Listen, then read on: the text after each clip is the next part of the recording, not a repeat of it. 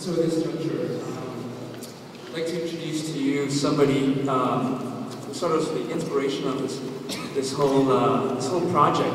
This concert that you are here for is actually just a culmination of a 3-month-long project.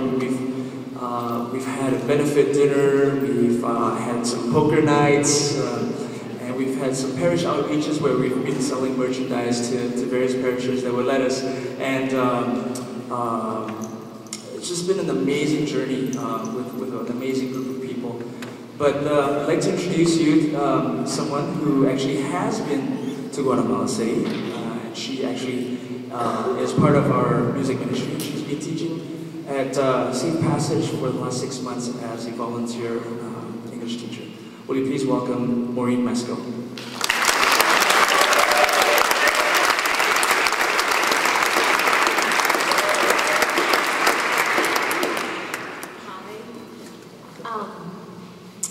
I wanted to take this opportunity, first of all, thank everybody who's come, and I know that many of you have already attended something or have been supporting the people, the musicians, or the people who are working, so thank you so much for being here.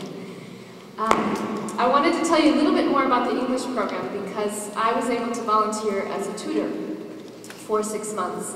And at first, I really wanted to be practicing my Spanish. And I didn't necessarily understand the impact that an English program could have. But I had already had the opportunity to be living in Guatemala for 1.5 years. And within the first 3 months of living there, I was shocked at how many people valued English and wanted to learn it.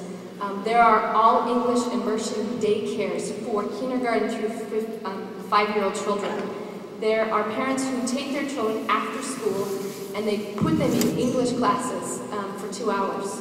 And there are very expensive English immersion schools for kindergartners up through 12th graders. Now, as you've been able to see, there are not very many Guatemalans who can afford that. But the more that Guatemala continues to develop, the more demand there is for English in the workplace. All of the Guatemalans who are able to afford it use it professionally. They use it in tourism, in business. And what Safe Passage is trying to do is make a level playing field for everybody. English can set apart the Safe Passage kids because as I walked around and I've heard from other people that we're always looking for bilingual receptionists because everybody who comes says that they're bilingual, and as soon as they get into a real conversation with a native speaker, it doesn't work. Sorry. One of the things that really struck me about Safe Passage is that it doesn't just address the children by giving them food or giving them a safe place. It prepares children socially, it prepares children emotionally, it prepares them academically, and it takes care of them physically. It prepares them to take care of themselves, and English, as an addition to that already existing program, makes sense.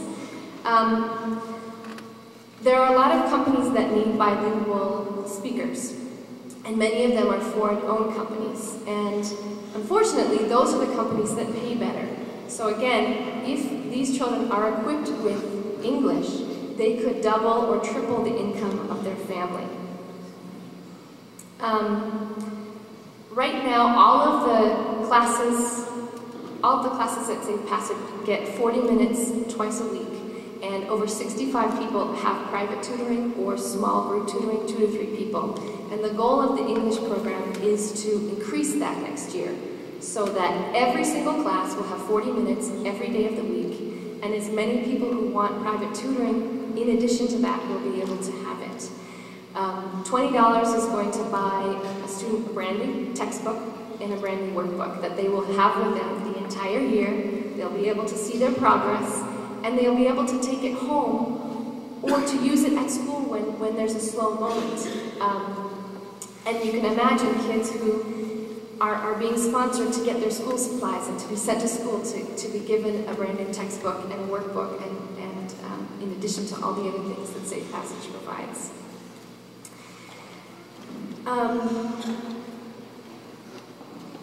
One of the things that struck me the most because I was only there for 6 months, there was a time when it was time for me to leave, and I was saying goodbye.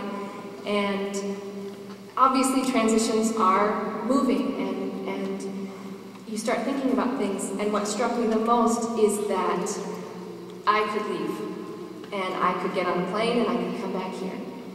And that wasn't true for the kids there.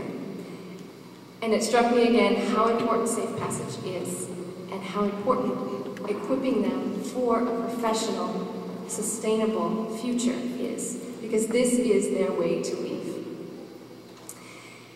There is a special someone who's going to make a surprise appearance from Guatemala. She is one of my students, and she is amazing. Her name is Blanca, and she studied with me for 6 months for 1 hour a week, every Wednesday before her classes came in. She's a teacher at the project. And let me tell you, if you are in her class, you behave. She is amazing, and her children respect her, and when they're in her class, they learn how to treat themselves and each other with respect, in addition to all the other things she does. And so when she heard we were doing a concert, she worked and she worked and she wrote a statement. And again, I want you to remember, when you see this is after 18 hours of formal instruction. And so without further ado, this is Blanca.